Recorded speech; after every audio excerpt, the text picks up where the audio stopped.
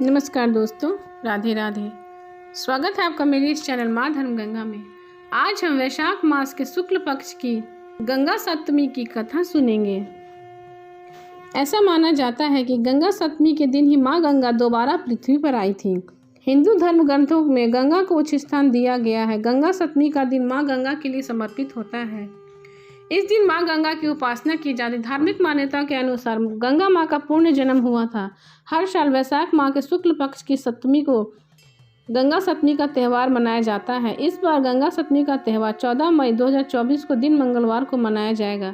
पंचांग के अनुसार 14 मई को देर रात 2:50 पर शुरू होकर अगले दिन यानी 15 मई को सुबह 4:19 पर समाप्त होगा। उदय तिथि के अनुसार 14 मई को ही गंगा सप्तमी मनाई जाएगी। इस दिन गंगा स्नान का शुभ मुहूर्त सुबह 10:56 से लेकर दोपहर 1:39 पर होगा।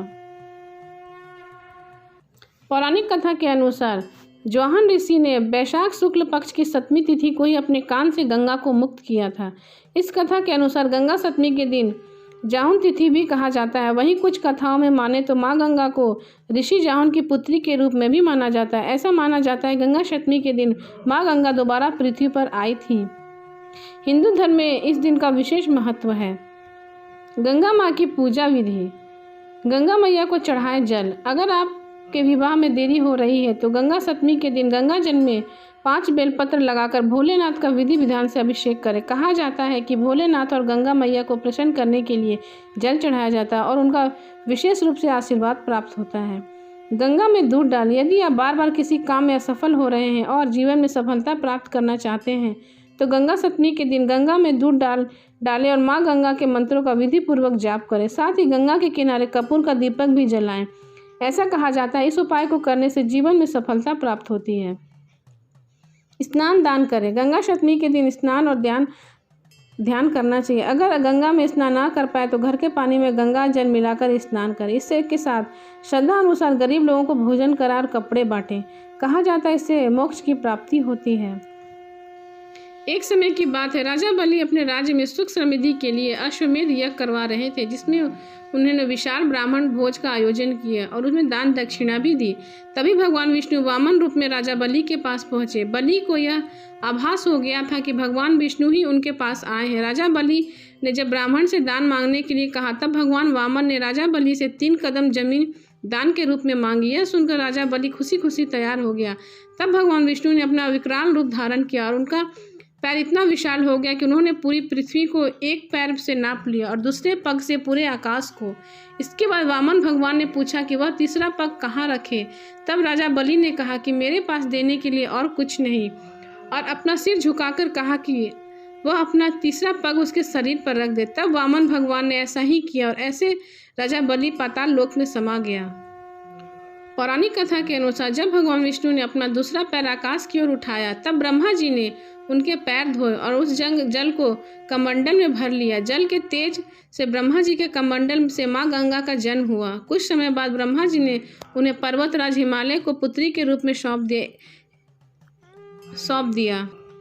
जब भगवान वामन ने अपना एक पैर आकाश की ओर उठाया तब उनकी चोट से आकाश में छेद हो गया। इसी से 3 धाराएं फूट पड़ी। एक धारा पृथ्वी पर गिरी, दूसरी स्वर्ग में और तीसरी पाताल लोक में चली गई। इसलिए माँ गंगा को त्रिपथकता के नाम से भी जाना जाता है। इस तरह धरती पर आई गंगा माँ। गंगा नदी के धरती पर आगमन की एक कथा प्रचलित इस प्रकार है। प्राचीन काल में सगर नामक प्रतापी राजा हुआ करते थे, जिसने अपने साम्राज्य को विस्तार के लिए अश्वमेध यज्ञ का आयोजन किया और यज्ञ के दौरान घोड़ा छोड़ दिया। जब यह यज्ञ का पता देवराज इंद्र को चला तो वह चिंता में आ गए। उन्होंने यह चिंता की कि अगर अश्वमेध का घोड़ा स्वर्ग से गुजर जाता है तो राजा सगर स्वर्ग लोक पर भी अपना साम्राज्य स्थापित कर लेंगे। पौराणिक काल में अश्वमेध यज्ञ के दौरान छोड़ा गया घोड़ा जिस राज्य से गुजरता था वह राज्य उस राजा का हो जाता था। इसलिए स्वर्ग लोक गंवाने के भय से इंद्र ने अपना वेश बदलकर राजा सगर के घोड़े को चुपचाप कपिल मुनि के आश्रम में बांध दिया। उस दौरान कपिल मुनि घोर ध्यान मुद्रा में थे। जब घोड़े की चोरी की बात राजा सगर को मिली तब वह अत्यंत क्रोधित हो गया और उन्होंने आवेश में आकर अपने 60,000 पुत्रों को घोड़े की खोज में भेज दिया। जब उन्होंने पुत्रों को यह ज्ञात हुआ कि कपिल मुनि के आश्रम में वह घोड़ा बंधा है तब उन्होंने भांतिवश कपिल मुनि को चोर मान लिया और उन्हें युद्ध करने के लिए आश्रम में घुस गए। ध्यान मुद्रा में लीन कपिल मुनि को जब शोर सुनाई दिए तो वह घटना स्थल पर पहुंचे, जहां सगर के पुत्र उन घोड़ों की चोरी का झूठा इल्जाम लगा रहे थे। यह सुनकर देव मुनि अत्यंत क्रोधित हुए और उन्होंने क्रोध में आकर सगर के सभी पुत्रों को अग्नि में भस्म कर दिया और उसके सभी पुत्र प्रेत या योनि में भटकने लगे। ऐसा इसलिए क्योंकि बिना अंतिम संस्कार की राख में बदल जाने से पुत्रों की मुक्ति प्राप्त नहीं हो पा रही थी। राजा सगर के कुल में जन्मे राजा भगीरथ अपने पूर्वजों की आत्मा की शांति के लिए भगवान विष्णु की कठोर तपस्या की। तपस्या से प्रसन्न होकर जब भगवान विष्णु ने भगीरथ को दर्शन दिया तो उन्होंने वरदान मांगने के लिए कहा। भगीरथ ने पूर्वजों की आत्मा की शांति के लिए माँ गंगा को धरती पर लाने की प्रार्थना की। माँ गंगा मृत्यु लोक में आने के लिए तैयार हो गई, लेकिन उन्होंने एक युक्ति सोची और यह शर्त रखी कि वह अति तीव्र वेग से धरती पर उतरेंगी और रास्ते में आने वाले सभी चीज़ों को बहा देंगी। गंगा की शर्त से भगवान विष्णु चिंतित में आ गए और भोलेनाथ से इसका हल निकालने के लिए कहा। तब भगवान विष्णु ने कहा कि वह गंगा को अपनी जटाओं में समाहित कर लें, जिससे धरती पर विनाश नहीं होगा। इसके बाद भगवान शंकर ने गंगा को अपनी जटाओं में समाहित किया और इस तरह गंगा नदी धरती पर प्रकट हुई। तब भगवान शिव ने गंगा की धारा को अपनी जटाओं में समेटकर जटाएं बांध ली। इसका परिणाम यह हुआ कि गंगा को जटाओं से बाहर निकलने का पथ नहीं मिल सका। अब महाराज भगीरथ को और भी अधिक चिंता हुई। उन्होंने एक बार फिर भगवान शिव की आराधना में घोर तप शुरू किया। तभी कहीं भगवान शिव ने गंगा की धारा को मुक्त करने का वरदान दिया। इस प्रकार शिव जी के जटाओं से छूटकर गंगा जी हिमालय की घाटियों में कल कल निदात करते हुए मैदान की ओर मुड़ी। इस प्रकार भगीरथ पृथ्वी पर गंगा का वरण करके बड़े भाग्यशाली। उन्होंने जनमानस को अपने पुण्य से उपकृत कर दिया। युगों युगों तक बहने वाली गंगा की धारा महाराज भगीरथ की कष्टयमित साधना की गाथा कहती हैं। गंगा प्राणी मात्र को जीवन दान नहीं देती, मुक्ति भी देती है। इसी कारण भारत तथा विदेशों तक में गंगा की महिमा गाई जाती है। बोलो गंगा मैया की जय। आप सुने गंगा मैया की आरती। कथा सुनने के बाद गंगा मैया की आरती जरूर करें। हर हर गंगे जय माँ गंगे, हर हर गंगे जय माँ गंगे। ओम जय गंगे माता, श्री जय गंगे माता। ओम जय गंगे माता, मैया जय गंगे माता। जो नर तुमको ध्याता, मन वांछित फल पाता। जय गंगे माता, चंद्र सी ज्योत तुम्हारी। जल निर्मल आता, शरण पड़े जो तेरी। सोनर तर जाता। ओम जय गंगे माता, पुत्र सगर के तारे। सब जग को ज्ञाता, कृपा दृष्टि तुम्हारी। त्रिभुवन सुखदाता, जय गंगे माता। एक ही बार जो तेरी शरणागति आता।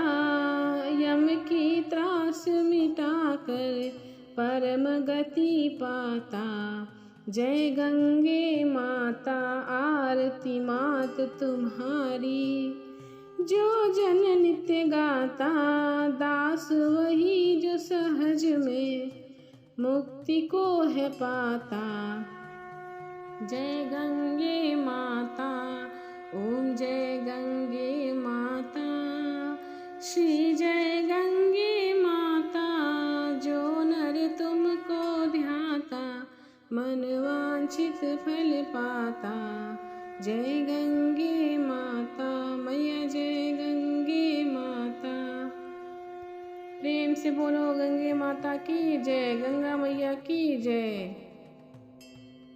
अब सुने गंगा मैया की चालीसा। जय जय जय जग पावनी, जयती देव सरी गंगे। जय शिव जटा निवासिनी, अनुपम तुम तरंगे। जय जय जननी हराना अखानी, आनंद करनी गंगा महारानी। जय भगीरथी सुरसरी माता, कलिमल मूल डालनी विज्ञाता। जय जय जय जहानु सूता अगहनानी, भीष्म की माता जगा जननी। धवल कमल दल मम तुझ सजे, लखी सतचर चंद्र छवि लजाई। वहाँ मकर विमल सूची सोहे, अमिया कलश कर लखन लखी मनमोही। जग पावनी त्रय ताप नासवनी, तरल रंग तुम मन भावनी। जो गणपति अति पूज्य प्रधान, ईतु ते प्रथम गंगा स्नान। ब्रह्मा कमंडल वासिनी देवी, श्री प्रभु पद पंकज सुख सेवी। साथी सहस्त्र सागर सुत तरयो, गंगा सागर तीरथ धरयो। अगम तुरंत उठयो मन भवन, लखी तीरथ हरिद्वार सुहावन। तीरथ राज प्रयाग अश्वेता, धरयो मातु पुनि काशी करवेता। धनी धनी सुरसरी स्वर्ग की सीधी, तरनी अमिता पीतु पढ़ पिरही। भागीरथी ताप कियो उपारा, दियो ब्रह्मा तव सुरसरी धारा। जब जग जननी चलियो हरहाई, शंभु जाता मह रहो समाई। वर्षा परित गंगा महारानी, रही शंभु जाता सुलभ भुलानी। पुनि भगीरथी सुबहि धयो, तब एक बूंद जटा से पायो। ताते मातु भेत धारा, मृत्यु लोक नाभा अरु पतारा। गई पाताल प्रभावती नामा, मंदाकिनी गई गगन ललामा। मृत्यु लोक जाहवी सुहावनी, कलिमल हरनी अगम जब पावनी। धनी मैया तब महिमा भारी, धर्म धुरी कलुष कुठारी। मातो प्रभवती धनी मंदाकिनी, धनी सुर रहित सकल भयासिनी। पन करत निर्मल गंगा जल, पावन मत इच्छित अनंत फल। पूरन जन्म पुन जगत जाता, तबहि दंदा ध्यान गंगा महला लाता। जय पगु सुरसरी हेतु उठवाही, तय जगी अश्वमेध फल पावी। महापतित जिन कहूँ न तारे, तीन तारे एक नाम तिहारे। सत योजन हूँ जो स्वाही, निश्चय विष्णु लोक पद पावी। नाम भजत गिनत अधनासे, विमल ज्ञान बल बुद्धि प्रकाशे। जीमी धन मूल धर्म अरुदाना, धर्म मूल गंगा जल पाना। तब गुण गुणन करत दुख भाजत, गृह गृह संपत्ति सुमित विराजत। गंगा ही नेम सहित नित ध्यावत, दुर्जनहु संजन पद पावत। हीन विधा बल पावे, रोगी रोग मुक्त हवे जावे। गंगा गंगा जो नर कन्ही, भूख नंगा कहूँ न रही। निष्कत ही मुख गंगा समाये, श्रवण दाबी यम चरलाई पराई। मन अग्नि अमद कंतारे, भय नरका के बंद किनवारे। जो नर जपी गंग सतनामा, सकल सिद्धि पूरन है कामा। सब सुख भोग परम पद पावी, आवागमन रहित है जावी। धनी मैया सुरसरी सुख देनी, धनी धनी तीर्थ राज त्रिवेणी। ककरा ग्राम ऋषि दुर्वासा, सुंदर दास गंगा करदासा। जो यह पढ़े गंगा चालीसा, मेरी भक्ति अविरल वगीशा। दोहा नित्य नए सुख संपत्ति लावे, धरे गंगा का ध्यान। अंत समाये सुरपुर बसर, सदर बैठी विमान। सवंत भूत नम दिशि, राम जन्म दिन चैत्र। पुरन चालीसा किया हरि भक्तन हित नेत्र। बोलो।